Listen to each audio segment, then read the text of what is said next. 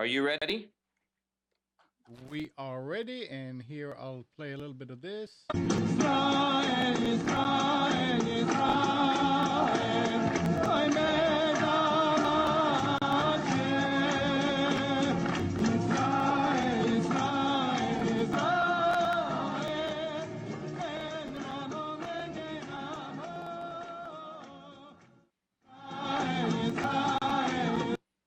Okay. All right, good afternoon, everyone. So we're just 10 days now from Pesach. So we're going to have a class on Matzah. This class is a little bit different than what we typically do. There's going to be a lot of history, and we're going to learn about a debate that raged through the Jewish communities in the 1800s as to the difference between this and this. Excellent. And we're going to see just how heated the debate was between the handmade matzah and the machine-made matzah. But just as an introduction, in 1948, David Ben-Gurion was pleading his case to the UN. There was a commission on the state of Israel. And he turned around to a group of people in the room, and he says, look, it's been a couple hundred years since your ancestors came to America. What date did they set sail on the Mayflower? Polling everyone in the room. And very few people were able to answer that. I can't answer that question. Anyone know when the Mayflower set sail? There were no Jews on the Mayflower, so their ancestors weren't there. No, this was a UN commission. This was not a Jewish group. This was a UN commission. There were English people in the room, Americans in the room. He goes, what day did they arrive? Silence again. And what do they eat along the trip? And of course, everyone is chuckling. How are we supposed to know what they ate along the trip?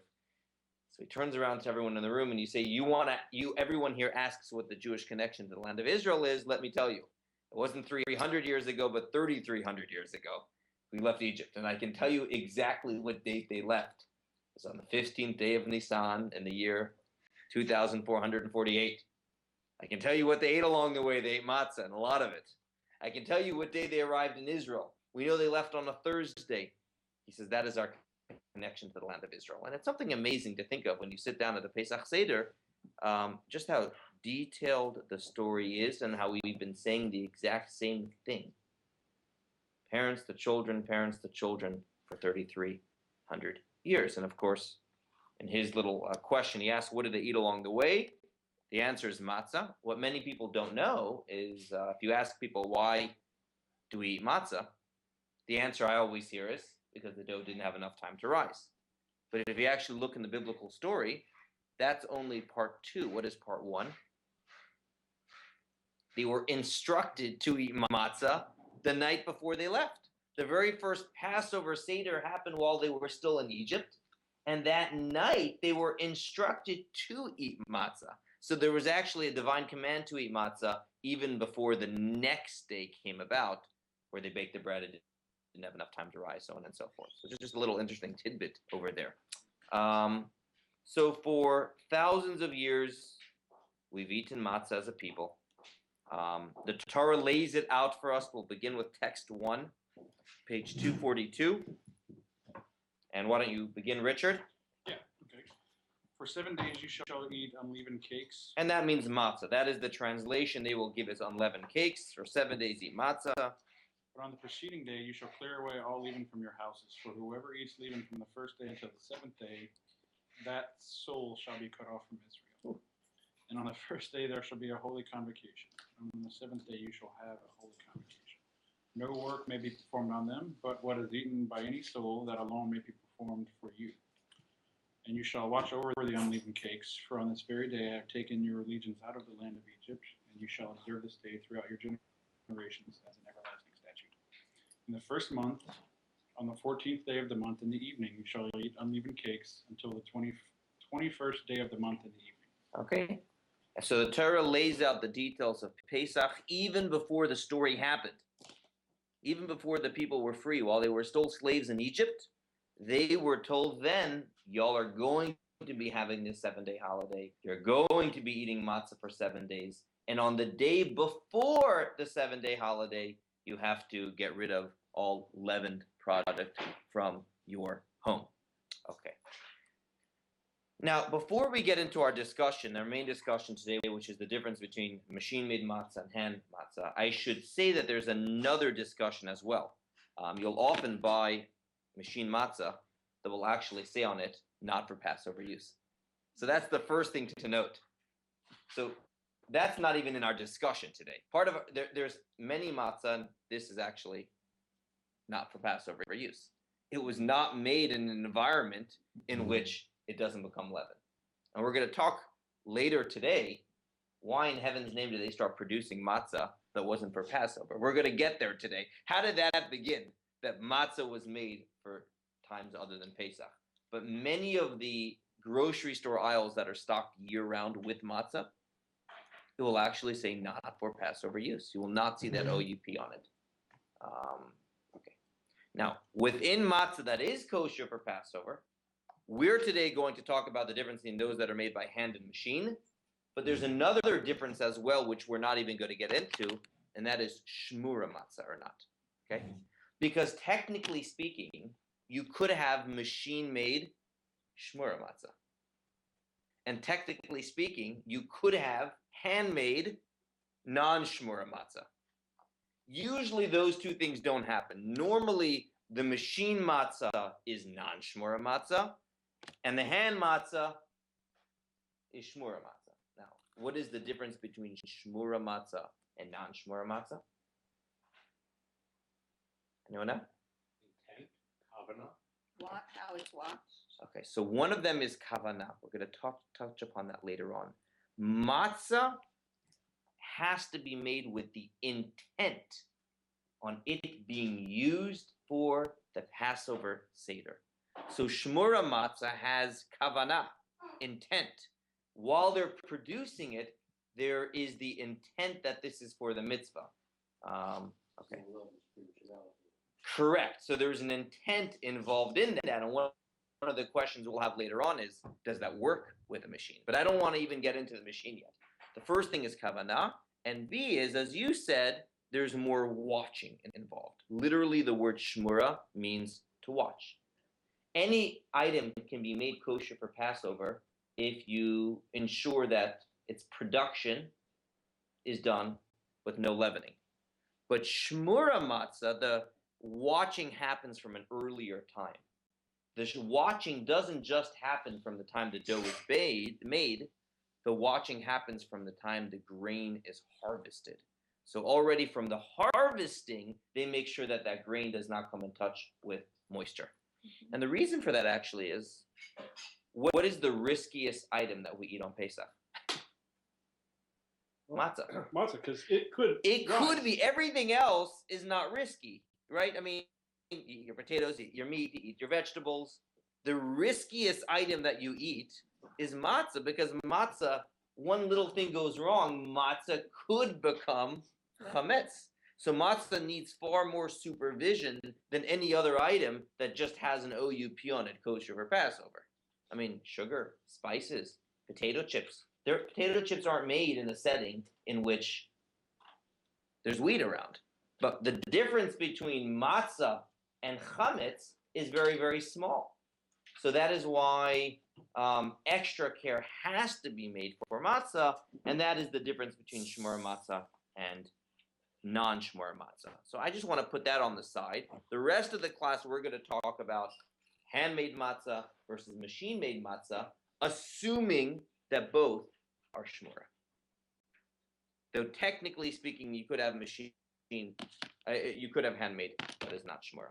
Let us begin with text 2. Now, for thousands of years, Jews were making matzah the very same way, by hand, in these ancient ovens. Maybe the only difference between what happened a few thousand years ago and perhaps in the Middle Ages would be that back in the day, everyone made it themselves. And then at a certain point in time, it was far more efficient for there to be matzah bakeries. But there wasn't always matzah bakeries. For a long time, people made their own matzah. That was part of the thing that you did before Pesach. And even once matzah bakeries came into existence, the Code of Jewish Law writes something very interesting in text 2. Why don't you read, Anne? The greatest scholars would make an effort to be personally involved in baking the matzah for the mitzvah. Then they would supervise the workers, encouraging and helping them. It is proper for every person to do the same, personally involve himself with the mitzvah. So it is with the mitzvah. It is better to perform a mitzvah personally than through an agent. So he's saying even in the days where there is a matzah bakery, it is preferable if you do what? You volunteer there. Oh, okay. And indeed, in many cities with our matzah bakeries, they have days in which you can volunteer there and you can take home the matzahs that were produced that day. Now, they're not going to give a volunteer the most serious jobs. You know, you're not going to be handling the oven. When I did it back in Brooklyn, I sort of like washed out the bowl. You know, that was the extent of my participation. Or I washed the rolling pins between batches, which is not a small job, mind you, because again, between batches, any of the dough that remains on the rolling pin becomes chametz because of 18 minutes pass from the time water touches flour and it becomes chametz. So between every round, there has to be a super good job of cleaning. So here we see that there was an effort. It is a nice thing if there's a matzah bakery in town to personally be involved in the baking of the matzot for the mitzvah. I just want to highlight those words, baking matzot for the mitzvah. The meaning of that is the 2 Seder nights are called matzot of mitzvah. Okay? Many people might eat matzah the remainder of the holiday, but the remainder of the holiday, there's no mitzvah to eat matzah. I thought there was a positive mitzvah that we have to eat matzah every day, just the first 2. Correct, and specifically at the Seder nights. Biblically, the first Seder night. The second Seder night is rabbinic. Right. So it's really only the first Seder night in which you need to eat matzah. It's just that for 7 days you can't eat chametz, and if you want anything that's has some gluten and a little satisfying, eat matzah. Well, at least it has gluten. Right, there we go. And it's good for the soul. Okay, there we go. Good for the soul. But when is it a mitzvah, a divine commandment? Only that first night, which is interesting. Only the Seder night. So when it says over here that they would make an effort to be involved in the baking of the matzot for the mitzvah, it means that even if they only produced a few matzot, they would save those ones for the Seder. Which is also why when I give out the handmade matzah, I always say use these ones for the Seder. Okay. So there is something about being involved in the mitzvah. Some people did, some didn't, but practically all the matzah were made by hand. As a result, not perfectly circle, right? Not exactly uniform. As a result, some are more burnt than others. You can't perfect it. Then what happens? Industrial Revolution. Industrial Revolution sweeps through Europe, 1800s, and there's a fellow by the name of Isaac Singer in the 1850s who produces a machine that kneads the dough for the first time. It's a big deal. You know, can I just, He's not the the singer. one, other than the homemade one, the other one just reminds you so much of a cracker. I just don't see why one would choose the machine. Well, it tastes better. It's available. And it's bad. And there's a third component that we're going to get to today, and that's cost. Cost as well factors into this. So he produces, hey, let's do this more efficiently. At the beginning, the machines did most of the mixing and the kneading. I think the actual baking at that point was not. As time went on, more and more items became automatic. So at the time, he sort of did it for his community, and who was in France. But a little bit later on in the 1860s, there's someone that produces it in Vienna, and he perfects the art a little bit. And at that time, it swept through a lot of Western Europe. So the communities in France, and specifically what country? Germany. I know it's sad because today there was that horrific plane accident in France and Germany. I was thinking of that as I was preparing for this. This is 1856 when a Jewish baker in Vienna makes this. And at that point, they start exporting to the Jews that are further east, such as where? No, east. East. East. Middle Were East. Jews living in the 1850s, Hungary and Poland, and all of a sudden these rabbis far east, which were less modern. Of course, the Enlightenment began more in the West. What? I've never seen a matzah that looks like this. They're straight. We can't use it. There must be a problem with it. And there became a huge debate. At the same time, the Civil War was about to break out in America. In the 1860s, there all of a sudden became a fierce debate amongst religious Jews whether or not you can use these. Now, before we read about the concerns, what concerns do you think they may have had with machine-made matzahs? And we'll see it in a moment. Well, I guess one is clearly the machine, is it properly cleaned between cycles? There we go. You know, there's all these little parts inside. How can you ensure that no dough sticks between cycles? So that would be number one. Yeah. To your point, if you have a machine doing something, it's easy not to observe the process. You can go have a cigarette out back while the machine's doing the work. When it's over, turn off the machine, put out your cigarette, put it in boxes, send them out. Go Exactly. And that's going to be the kavanah component. So just to show how fierce it got, so when the machine matzah first started getting imported into Poland, and there's a rabbi by the name of Rabbi Cotlar. He lived in the 1860s. Text 3. Okay, this is a letter he writes to the Bet Din, the Jewish court of Krakow. Someone had asked him, "Are we allowed to use these new machine matzahs that are being exported here?" And he writes, Regarding your question whether or not it's permissible to adopt German practice making matzah. so he calls it the German practice. Even though it began in France, my guess is in the German communities, and at that time the Enlightenment was stronger in Germany, it became the norm. So you want to know if these are probably Hasidim in Poland, can adopt what the Jews in Germany have been doing? And it would be that you should do such a thing for many reasons, which I'll explain now. One cannot cite a precedent in practice. Ooh, so not only does he say, he all of a sudden gives a slight to the German community over there, don't use an example from the German community. But it wasn't so simple. There were other rabbis, even in the East, that said, hey, let me check this out firsthand before I say that you can't use it. And, well, let's do one more letter from those that were opposed to it first. Hal, 244. This is Rabbi Mordechai Zev, also a letter to the community in Krakow. There is a raging fire ignited within me when I see the broad acceptance of this innovation, which is a plague that is attacking and destroying the community from all corners. It's like, for heaven's sake, this is only about matzah.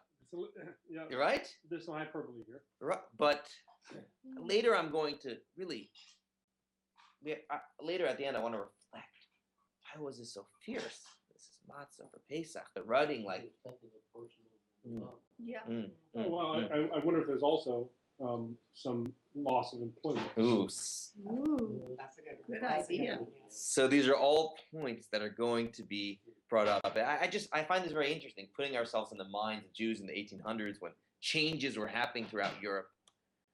And I guess perhaps some, even without looking into it, this represented a change from what they were used to.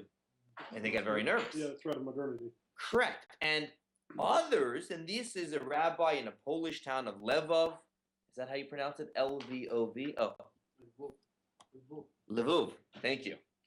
He writes, and again, very religious, very Orthodox rabbi. He says, let me go check it out for myself. All right, let's Also read. changing the partisanship as Mhm. opposed to the mechanism. So that would be an overriding philosophy of conflict, debate in the community overall. Correct. And I think they were nervous about this not just being about matzah, Right. perhaps. It's not just This is matzah. not just matzah. And we're gonna get there first. Let's finish some of these texts, 245. These matzot are kosher without any room for concern. Do not err in your hearts and talk falsehood in your souls, that this is a novelty not in line with the law. For the truth of the matter is that the German communities have been using these machines for quite some time now, and God forbid for us to slander all of the German community and state that they are not eating kosher matzah. Thank heaven, there are many God-fearing and upright Jews among them who are faithful to Torah and the mitzvot at large, and certainly with regards to the prohibition of chametz. So don't dismiss entire communities over here. There are many faithful Jews in Germany who are using this. I saw firsthand, there's not a problem, writes Rabbi Nathanson, again, a rabbi in the Lvov community. The debate between Rabbi Cotlar and Rabbi Nathanson in the 1800s was swept to huge levels. One wrote 10 letters, and he called it Declaration to the House of Israel. 10 letters why they cannot be used. And Rabbi Nathanson published 20 letters calling the annulment of the declaration, why they should be able to get used. But if you wanted to stop two Jews talking, March, April time in Europe in the 1800s, they might have been debating this issue and about it between the two. So what were their specific debates? Let's go through some of the technical arguments that they had. 246, and then soon we're going to reflect on this a little bit more on the meaning of it. But what are the specific arguments they had? These are all rabbis in the 1800s. The words of Rabbi Mordechai alone are enough to forbid the machine matzah. He saw with his own eyes that it is impossible to properly clean the dough stuck to the machines in all the groups, and he can lead to many problems. And that can lead right. Can lead to many problems. And we can get that. That makes a lot of sense. Any dough that remains in the grooves. So that was problem A that they cited. Problem B is very interesting. And let me ask this question. How did it come to be that this is square? You'd lose a lot of dough if you had to cut out cookies, circles. It's much easier. No waste. It comes from a much larger piece, and it's been trimmed to size. Yeah. So what happened originally, Barry, text 7, one of the arguments. Regarding the matter of machine-made matzah, the primary concern is that when the matzah are fashioned in the traditional round shape, leaving over pieces of various sizes, these are then used repeatedly in the machine in the next batch, and the trimmings of that in the following batch. In this situation, there is certainly a real concern of actual chametz. But if the matzah are made in a square shape, this is not a concern. So what happened is each time one of these issues was raised, they perfected the art.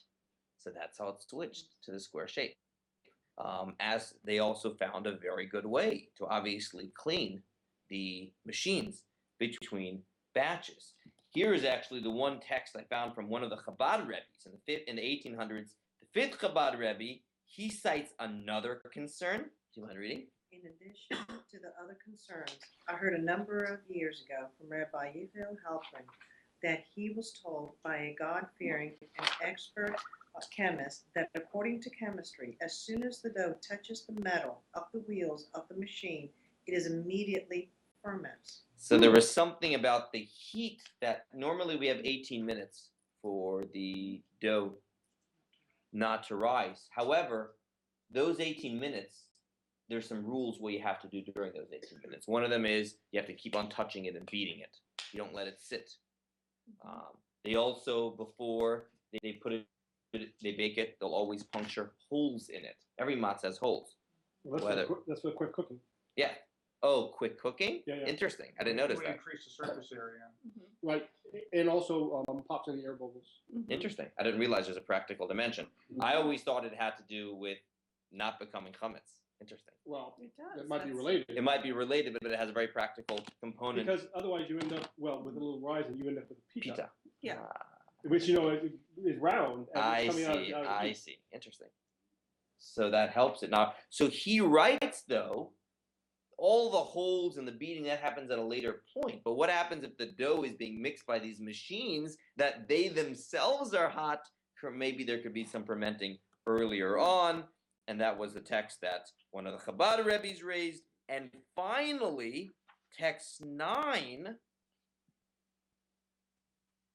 It is also not ethical to usurp the livelihood of the poor who look forward to these jobs to help fund the many holiday expenses. It was a huge source of employment in these communities.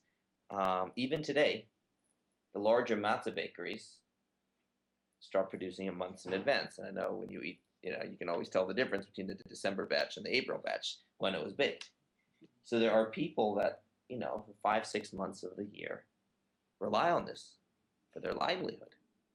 And to take that away, that he felt was very, very difficult. So you can say this about many professions in the world today. So yeah. Well, in my opinion, that's all well and good to worry about a social good, but to confuse a social good with a rabbinic decree. Halachic. Yeah, halachic. Well, that's crossing an improper line. Interesting. Well, not necessarily. The social good has halakhic implications. Right, but the two are separate concerns. I think you can raise it, but be clear it's a social concern. Yeah. We all should buy the handmade stuff because it's better for the community, Mhm. is what should be preached. Right, and For that maybe, reason. and perhaps it was worded differently. The word, even in Hebrew, gather, it's ethical. It uses a different word. This is no longer as much about it becoming chametz as much as what the changes would do. But you're right. This is not black and white. This is an issue that can be raised. Look, in every society we deal with this. Machines take away jobs, but the flip side is they make the product cheaper.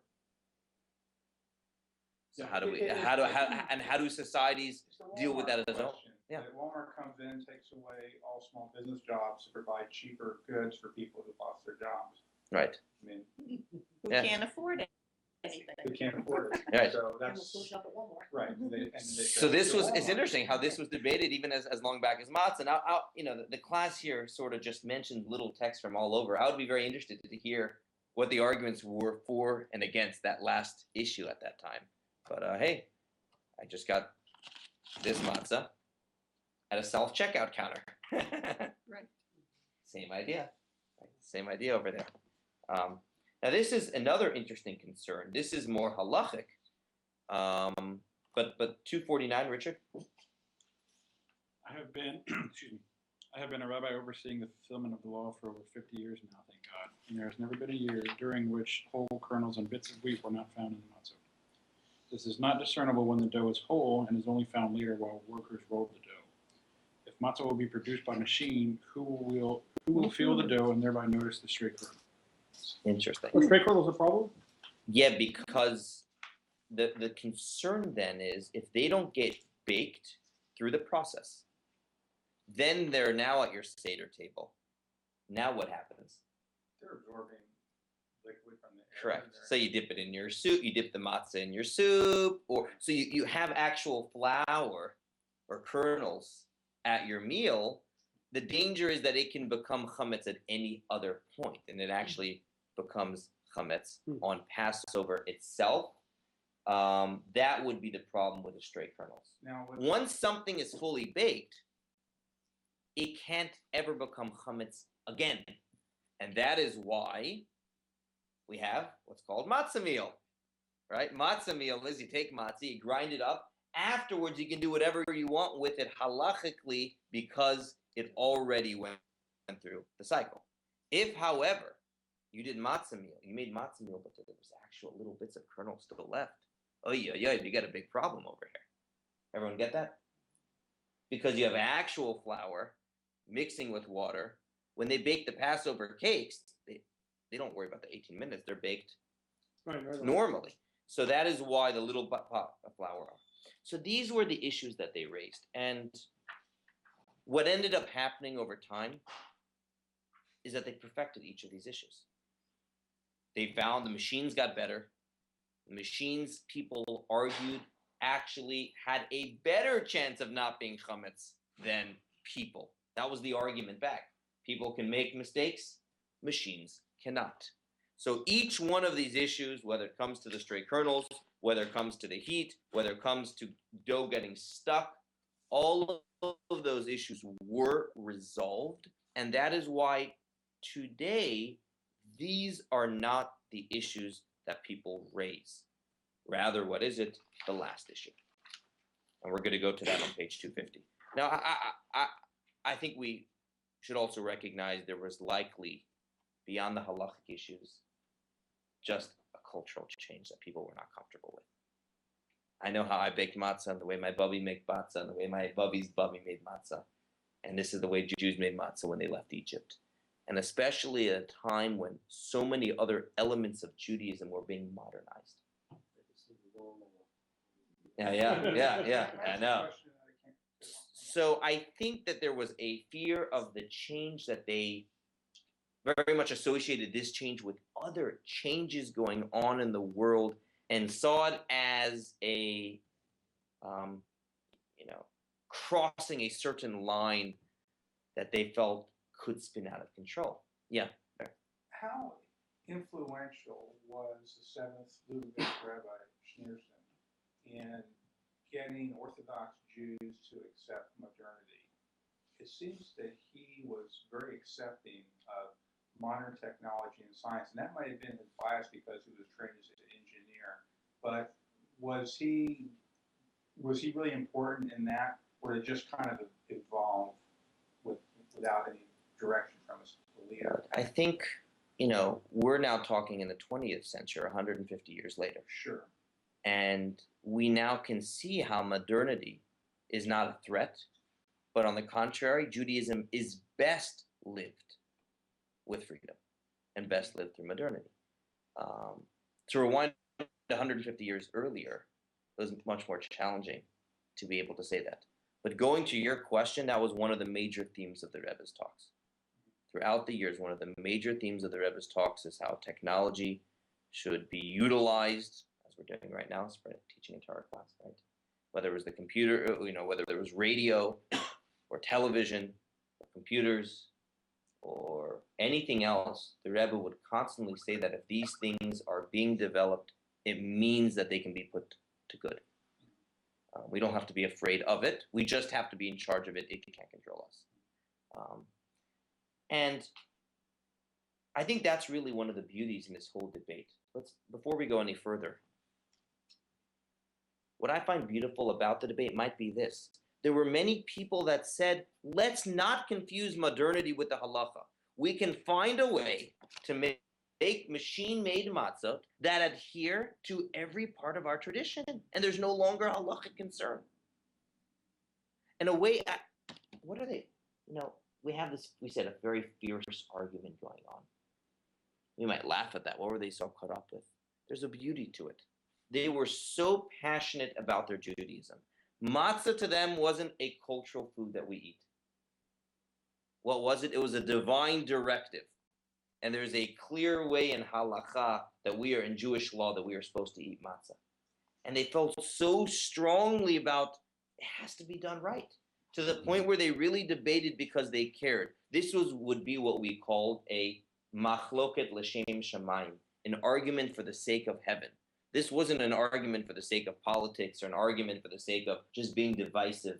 They strongly and passionately cared, and it would actually be a good thing for us to have that kind of passion when it comes to mitzvot.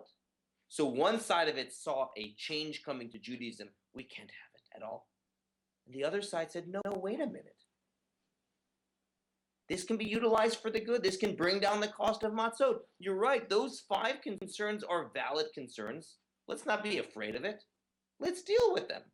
Let's find a way to have machine-made matzah in a way that adheres to halacha. And that is pretty much what happened over time. The last problem, though, remains the issue in the world today. It's not a concern of it being chametz, but rather, can you have kavanah? Can the machine, is the intent there? This is a different discussion. Debbie, yeah? The debate, in a way, sets a precedent. It paves a way for all future issues that concern this type of question in modernity. It does. And I think this beautiful idea that we don't have to be afraid of it, let's highlight our particular fears. Let's not make this an emotional kind of fear. Let's use our mind. What are the specific issues that we are afraid about, and how can we deal with them? And once we're using our mind and not only our fears, is this a rational fear or is it not? And is there any acceptable way to deal with it? So I actually think this is a great model case of when it comes to modernity and change. The Yeah. text mentions a shape, the round shape is Ooh, one of the last texts. Yes, yes. The round should be round. we're going to get there in a moment. Oh, I'm sorry. No, that's very, very good. Okay, what time do we have? It's 21. Okay, so let's go further. The biggest question of all, after these other 5 issues were resolved, was lishma. Lishma means for its sake. Matzah has to be made for its sake. The text writes 11a. Where are we up to? Anne, I think? 250. Which one am I doing, A or B? 11a, please. And you shall watch over the unleavened cakes, for on this very day I have taken your legions out of the land of Egypt. And you shall observe this day throughout your generations as an everlasting statute. In the Hebrew, ushmartem et hamatzot. You should watch over the matzot. You see the word shmartem is the same as shmura. That's where shmura matzah comes from. So what is the meaning of the shmura? There's two parts of it. One is that it's watched, that it doesn't become chametz. But the second is it's watched by people who have in mind while producing it that this is for the sake of the mitzvah. And if you walk into a matzah factory where they make it by hand, throughout the entire process, every 10 minutes or so, someone gives a reminder, and all the workers have to say the words, L'shem mitzvat matzah. We are producing this for the mitzvah of matzah. We have in mind that what we are producing is not just a yummy treat, but this is for a divine commandment. This is for a mitzvah. So that is one of the parts of the, and the Talmud writes on that, do 11b now. They do that for the round shmura matzah, but do they Well, do it that's for going to be the issue. That now is the issue. As far as the other 5 issues, we dealt with. As the machines got better, they found a way to deal with it. What about this issue? It's a recording. 11b. 11b. One might think he can discharge his obligation of eating matzah and thank the Moses of thanks offering, the ways of a Nazarite, which were matzah. Therefore, it is stated, we shall guard the unleavened bread, teaching that it must be unleavened bread which is guarded for the sake of fulfilling the obligation of eating unleavened bread, thus excluding this which is guarded not for the sake of the unleavened bread, but for the sake of sacrifice. Let me explain that. Hold it there. There were other times in Judaism, in temple times, where they made matzah. Many of the korbanot, the sacrifices, came with matzah. So what this text in the Talmud says is, if matzah was made for another use, all right, we have some leftovers, let's now use it for our Pesach Seder. No good. The matzah that is made for the Pesach Seder had to have been made with the intent that is for the mitzvah. That's what the Talmud writes. So now that that's the case, this was the biggest issue with the machine-made matzah. Can you say that there is kavanah with it? So let's go back to one of the texts in the 1800s. Here goes, Hal. The machine-made matzah are certainly not qualified to discharge the biblical obligation of eating matzah, with the accepted halacha ruling is that matzah made by a minor or someone without mental stability, even with competent adult supervision, is not qualified for matzah of mitzvah. They lack proper awareness, and thus cannot truly have intent. Accordingly, a machine is certainly no better than the actions of a minor and will not qualify even with human supervision. The implication of the various halakha authorities is that for matzah of mitzvah, it is necessary that from the beginning of the kneading until the actual baking, everything must be done by a Jewish adult. Accordingly, machine matzah will certainly not qualify. So that was the strongest issue they raised with machine-made matzah. What do you think the defenders of the machine matzah said? The machine's being run by the adult, and they're operated, and it's no different than using a spatula. Exactly. The spatula or the rolling pin. Ooh, I'm not baking the matzah. The rolling pin is baking the matzah. That was the argument back. And the other said, no, there's a difference. The rolling pin at all times are being touched and your hand, as opposed to pushing a button and saying l'shem mitzvah matzah. Okay, that was the argument, and until today, this is what is debated. The machine-made shmura matzah that you will see are, according to the opinions, that there is still sufficient kavanah by the people who operate the machines and have in mind that this is for the matzah. Others say no. There has to be that human touch at all times, touch coming from someone who they themselves is operated in machines And you see the argument back, text 13, if a human inserts the plug, connects the wires, creates the circuit, that is sufficient human action, back and forth, back and forth. Now, the Lubavitcher Rebbe said, while this is all true, he still very much encouraged the handmade matzah. Even if there is sufficient kavanah, going back to a lot of the comments that were said earlier, there's love and there's work that's done. And a good metaphor would be a mezuzah. When it comes to a mezuzah cannot be printed. A mezuzah has to be handwritten because the scribe themselves is obligated in the mitzvah and they write the scroll. In a similar sense, there's something about the love and care that goes something being done. And I think it's, in a way, perhaps representative of the Chabad outlook on many ideas. And that is as follows. A mitzvah should never become robotic. A mitzvah, a good deed, should never be a checklist item. Ooh, I got to do this today. I got to light the Shabbat candles. I got to pray. I got to give charity. Mitzvah have to be done with love and passion and vitality. And that is a theme mentioned throughout the Chabad teachings, how we never want our Judaism to become stale. We never want our Judaism to become mechanical, which it is so easy to be able to become. So perhaps if matzah is the food of faith, which the Kabbalah calls it, and is what fortifies our faith for the year, we want that faith to be faith that is being produced with schwitz, by sweating, with effort.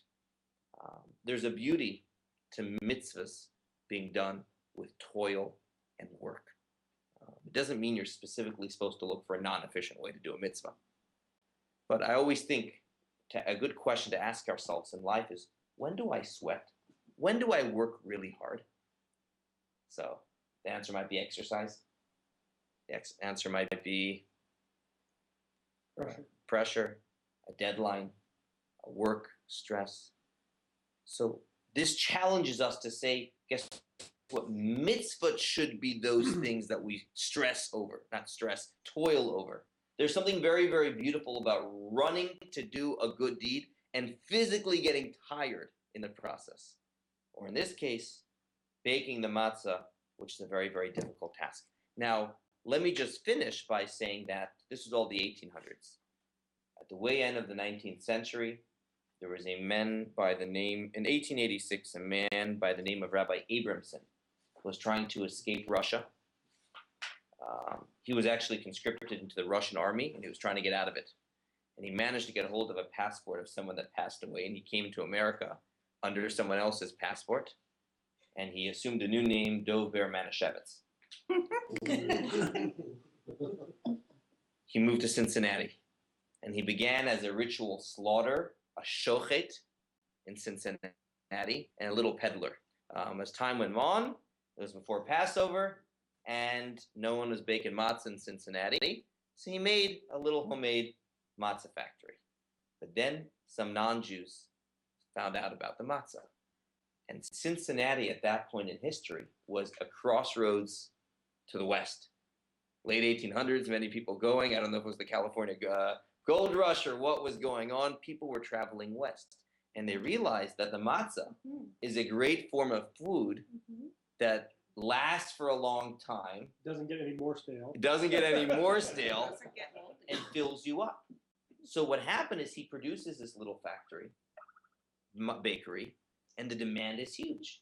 He hears about the machines that were being made on the other side of the world, and he gets some plans, and he does it. But the need is not enough. So he gets the best engineers involved, and he builds, at that time, the largest oven on earth. Really. It was the largest oven. Manischewitz. Yes. Abramson. Abramson / Dover Manischewitz. The largest oven on earth at that time. It was coal back in the old country. It became gas. It was more efficient. And he worked on ways on perfecting this. This is in Cincinnati. Yes, in Cincinnati. And after a few years, he was producing 75,000 pounds of matzah daily. And by Now, 1920, they were capable of producing 1.25 million matzot daily. This is the story how matzot ended up in every grocery store in now America. Now those matzah would not have to be kosher for Passover, because that Correct. wasn't their That was not. consumption intent either. And in fact, when it got very big, it was a few decades where he didn't produce it. It was for the non-Jewish crowd or people that wanted good food. Later, they're like, hey, this machine is far better than anything they had back in Poland. Let's get rabbinic support to make this kosher for Passover, which he did.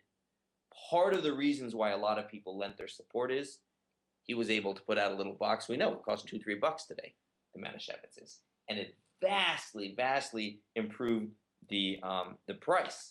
Manischewitz then, by the way, was in the family for many years. It was in 1990 when the Manischewitz family sold it for $42 million, that company. But then it got sold again in 1998 for $124 million. So that really is when machine-made matzah became the norm. In America, all the rabbinic authorities were behind it. They made sure that it was done up to the highest standards. Again, at the end of the day, there's still that last concern, and that is lishma, intent. And when it comes to that, it is the custom of many, especially in Chabad, that there's something beautiful and special about the handmade matzah to use at the Pesach Seder, but we're still very appreciative of these machines that have made matzah so readily available. Yes. After this Passover, there'll be no more commercial matzah made in New York. Really? How did that come to be? Too expensive than moving to New Jersey. Okay. The rent of the building.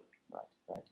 So the two take-homes here today, besides for just I find a very interesting piece of history, is number one, they were passionate about their views. They were. It meant a great deal to them. And we should be passionate about mitzvot. I think that the mix between modernity and tradition is important here as well. And there is a way to blend both together.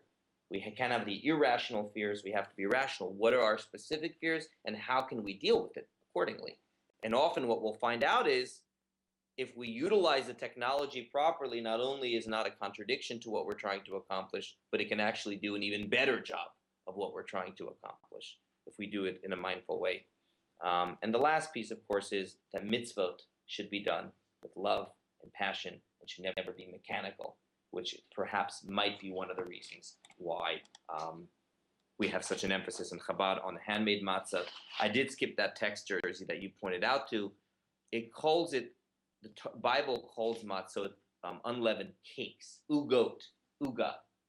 And uga is a cake, and a cake is round. So there was one last opinion that said that there's something specific to the shape. And then people have said it represents, the cycle of life. They said it represents some of the other round messages. So that would be one last reason why there's something about the round. As They never went adamant. There we go. The cakes. A little bit of trivia, which you've probably all heard before, but I forget which moon landing it was, which astronaut, but the astronauts were told, listen, when you get out of the space shuttle or the capsule and step on the moon, you're going to be overwhelmed.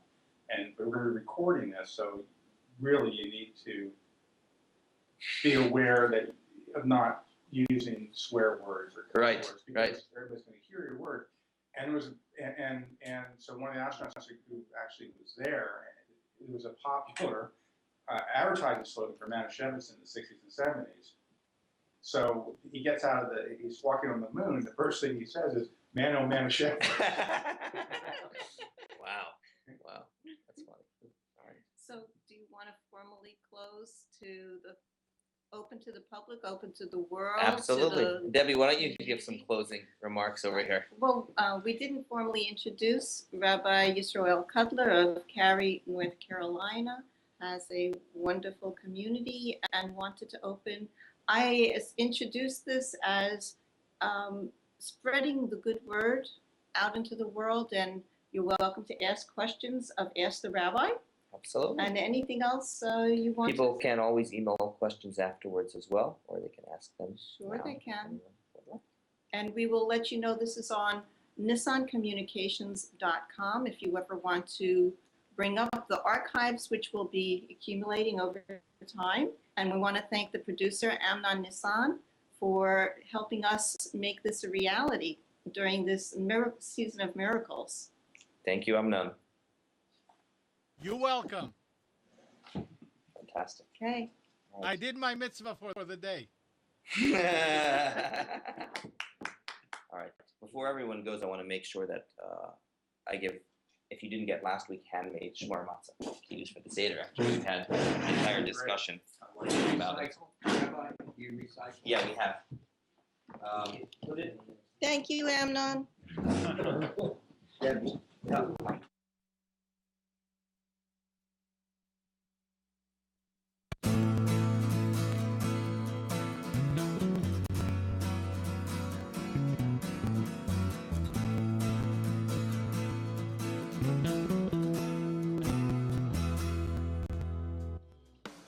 You are tuned to the Nissan Communications Network. Our weekly lineup of call-in programs includes Computers 2K Now with Amnon Nissan, Health In with Debbie Bruck, Breaking Free with Marilyn Shannon, Lessons of Vietnam with NCVVI members, The Tanya Love Show, Your Healthy Pet with Gisela DiCarlo. And if you tuned in too late, you can always watch each program in its entirety or download an MP3 audio file of it at www.nissancommunications.com. Sponsored by Atomus.com, makers of quality video recorders and converters for professionals, CarolinaApparel.com, and DeltaForce.net.